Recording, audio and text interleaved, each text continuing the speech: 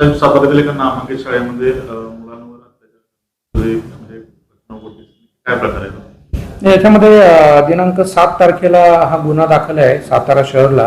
त्यात एका नामांकित शाळेतील हॉस्टेलमधील केअरटेकर जो टेम्पररी होता, गेले 4 महिन्यापासून तिथे होता, त्याच्या विरुद्ध काही बालकांनी तिथल्या तक्रार केली. बॅड टच म्हणजे काही ठिकाणी हात लावणे, पैसे मागणे, धमक्या देणे, मारहाण करणे, अशा प्रकारच्या कंप्लेंट दिलेल्या आहेत. विविध बालकांनी दिल्यात. त्या सुरुवातीला 3 होत्या, आता एकूण 24 अशी वेगवेगळ्या प्रकारच्या आहेत. त्या सगळ्यात हे नाही आहेत. अशा प्रकारच्या कंप्लेंटच्या आधारे गुन्हा दाखल आहे पोक्सको अंतर्गत आणि 115(2), 351(2) असं भारतीय न्याय संहिता म्हणजे मारहाण करणे आणि हे करणे आणि पोस्को कलम 2 आणि त्याच्यामध्ये जो आरोपी आहे त्याला अटक करण्यात आलेली आहे. पुढचा तपास हा सातारा शहर पोलीस करत आहेत. न्यायालयात हजर केले?